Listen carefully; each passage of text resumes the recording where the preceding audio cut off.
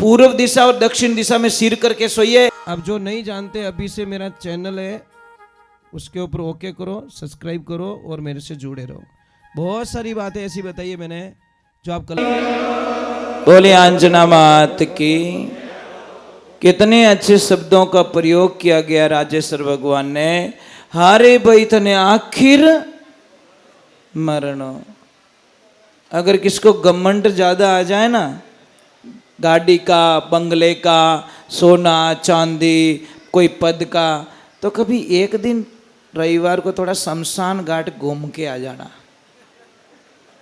थोड़ा घूम के आ जाना, बड़ी तसल्ली हो जाएगी महाराज कि मेरा लास्ट ठिकाना तो यहाँ है यार, क्यों फालतू का झंझट कर रहा हूँ। ठिकाना तो वही, अपन आते आते किसको थोड़ी देर लग जाती है, कोई थोड़ा जल्दी चला जाता है, अपन अंतिम ठिकाना हमारा। और वहाँ पे क्या मिलेगा? वहाँ पे ना कोई बिस्तर होगा, ना बिछोना होगा, आके मेरी लाश पे सिर्फ तुझे रोना होगा। क्या मिलेगा वहां पे? अंबर ओढ़ना होगा भूमि पतना, बीच मसाना सोई, भूत पलित्रा शंका नी माने, नहीं हसे नी रोई, फकीरी निर्भय निर्पड़ा निर्मोई, लोक लाज कुल कारण भोई, फकीरी निर्भय निर्पड़ा। महाराज हम कितने कितने भोले लोग हैं, कितने भोले लोग हैं, कल्पना भी नहीं कर सकते। आप मकान बनाते हो, रहे वो कितना घंटा? या 4-5 घंटा, 15 घंटे आपके बाहर निकलते हैं। समझ में आ रहा है कि नहीं आ रहा है? मकान जरूरी है, गाड़ी जरूरी है, पर उस सब झंझट में निकल के भी भगवान का भजन भी जरूरी है। इसलिए राजेश्वर भगवान ने हमको समझाया कि मात पिता सुत बंधु गोती सब यहीं रह जाना, सब अठी रही। अगर कोई चलेंगे तो लास्ट कहां तक? शमशान घाट तक, एंड। उससे आगे कोई चलने वाला नहीं है। अंत समय वो तन्नड़ो जावे। ये ओरिजिनल मकान कौन सा? ये है इस आत्मा के लिए, शरीर के लिए, इस मन के लिए। अंत समय वो तन्नड़ो जावे, पछ किणरो शरणो रे, आखिर थने मरणो। आप लोगों को शायद आपको पता नहीं है साहब। ए बेटा, ए फटफटिया, आप लोगों को शायद पता नहीं है कि मनुष्य के शरीर में इतनी ताकत है महाराज। मनुष्य शरीर जैसा ताकतवर ब्रह्मांड में कोई नहीं है। सिर्फ आप अपनी शक्तियों को भूल चुके हो। हनुमान जी तो पहले ही उड़ते थे, पर उनको याद दिलाया गया हनुमान जी आप उड़ सकते हो। तब उनको फीलिंग हुआ कि सच में मैं तो उड़ सकता हूं, और 7 समुद्र लांघ गए। आपसे वंदना है, आप में वो शक्ति है, परंतु ऐसे कोई परम सदगुरु नहीं मिले जो आपकी उस परत को, आवरण को हटा ले और आपके निज मन का दर्शन करवा ले। ऐसे गुरु होने चाहिए महाराज। एक लाइफ में ध्यान रखें। ए बेटा, बेटा कैमरा क्यों हिला रहा है? ओ भाई साहब, कैमरा हिले रही हो। एक बात का ध्यान रखें, छोटी सी बात है। हवाई जहाज कौन उड़ा रहा है? आदमी से उड़ावे? उड़ावे कि नहीं उड़ावे? मिसाइल कौन चला रहा है? आदमी चला रहा है। समझ में आ रहा कि नहीं आ रहा है? ये कौन चलाया? इसके दिमाग किसका? आदमी का दिमाग ही तो चल रहा है। ये जो सारी चीजें चलती, माइंड ही तो चल रहा है हमारा। दिमाग इसमें फिट किया और दिमाग लगाया, पर इस दिमाग को एक बड़ी प्रॉब्लम है। इसको जहां स्टॉप करोगे ना वहीं हो जाता है। आप खाली एक सपना बोल दो इसको कि मुझे सिर्फ लखपति बनना है, तो दिमाग बोले स्टॉप, तुझे लखपति तो बना दूंगा, पर आगे नहीं सोचा, वहां तक तेरा एंड है। अब किसने बोला मैं करोड़पति बनना चाहता हूं? ये दिमाग बनाएगा साहब, वहां के प्लान आपको बताएगा। करोड़पति बनने के लिए ये प्लान करना पड़ता है, ये करना पड़ता है, पर हमारी सोच ही तो है ना डाउन है, लो। कई लोग मुझे कहते हैं कि महाराज हम 5 भाई हैं, 5 को वो लेवल नहीं मान्य हो तो आप चेतन हो गए। ये ध्यान रखना। एक छोटी सी बात है महाराज, मैं आपसे वंदन करता हूं। कोई आपका कितना भी अपमान करे, आप उसका अपमान मत कीजिए। कोई कितना भी अपमान करे, आप अपमान मत कीजिए। एक देवियों, मैं आपसे एक प्रार्थना और है मेरी सभी बहनों से, करोगे? सुबह सुबह ये आपके बच्चे हैं ना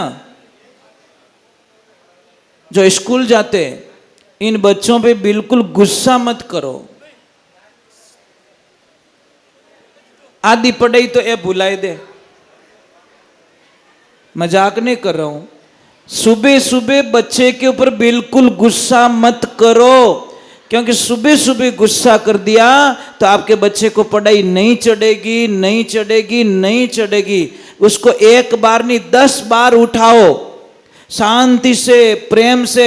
कोई कोई तो ठेठ बेडरूम में बारे फेंके बचीड़ दे तरीके, पछे ठा पड़े मैं बाथरूम में बड़गो, मैंने पछे ठा पड़े मैं बाथरूम में घुस गो, अटी तो कहीं नींद बट नींद ही नहीं जाके चटा पहले बाथरूम में डब्बो ढोल दे माथे।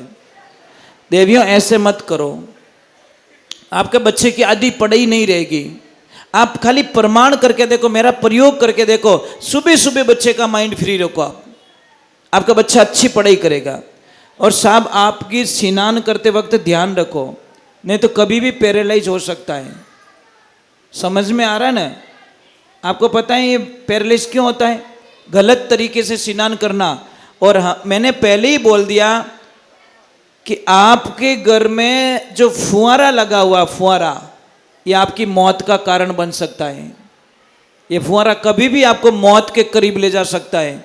मैं कारण बता लेता हूं आपको। जितने भी कुछ प्रॉब्लम्स होती है ना, सब बाथरूम से शुरू होती है। स्नान करने का तरीका सही नहीं है। पहले पानी पंजों पे डालो, फिर यहाँ डालो पिंडलियों पे, फिर घुटनों पे डालो, फिर यहाँ पे डालो, और लास्ट में पानी सिर पे डालना पड़ता है। स्नान ऐसे किया जाता है। आपने तो जाओ तीन वो चालू करे फुहारो या डब्बो ढोले, 1.5 मिनट में बारे आन के राम राम राम राम बेटो ठंडो ठंडो पानी ढोल दियो माथा में। मत करिए, ऐसे स्नान मत कीजिए, बर्बाद हो जाओगे आप लोग।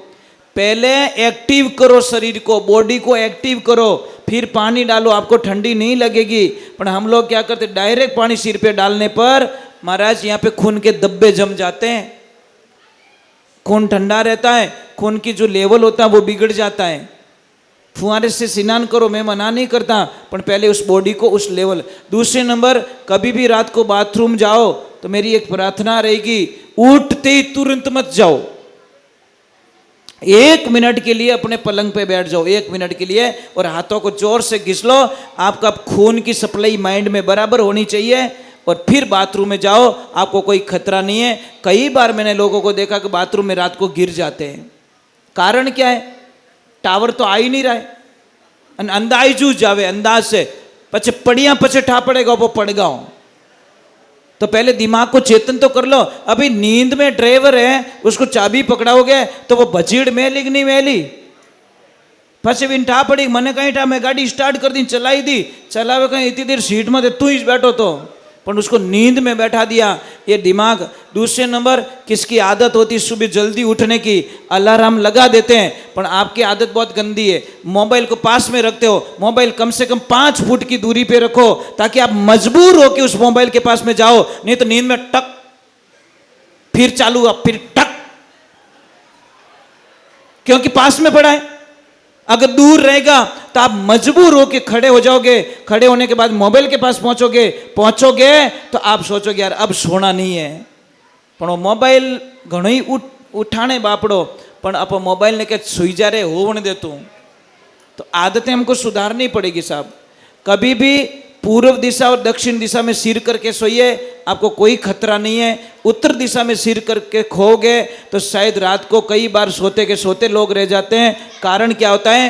हमारे खून की तरंगें माइंड की तरफ चली जाती हैं और विपरीत दिशा पैदा करती हैं, नसें ब्लॉक हो जाती है, नसें फट जाती हैं, और वहीं पे माइंड माइग्रेन हो जाता है, बीमारी हो जाती है। ये सोचने की बात है, बहुत छोटी चीज़ है। मैं एक भजन और गा रहा हूँ। आज माता रानी के अष्टमी है, और माता जी का एक भजन गा लेता हूँ, ठीक है? फिर आरती करेंगे। आरती के बाद में मैं कुछ लिखवाऊंगा साहब, मेन चीज़ मेरा वही है। भजन गाना मेरा मकसद नहीं होता, पर भजन के बाद में मैं कुछ आपको जो साधना दूं वो जरूर ले जाना, उससे भला होने वाला है। क्योंकि मैं तो शास्त्र में पढ़ता हूँ, मैं खुले दिल से आप लोगों को देता हूँ, पर कई बोझ रूप में लेते हैं, कोई फॉर्मलिटी में लेते हैं और कोई हकीकत में लेके जाते हैं। बस मैं तो खरा सोना दे रहा हूँ, अब किन्हें विश्वास नहीं है तो वो तो यूं कहे कि शायद इनमें पीतल हो सके, विश्वास नहीं तो क्या करूँगा उसको, ऐसा। ठीक है, एक भजन माता जी का गा लेता हूँ मैं।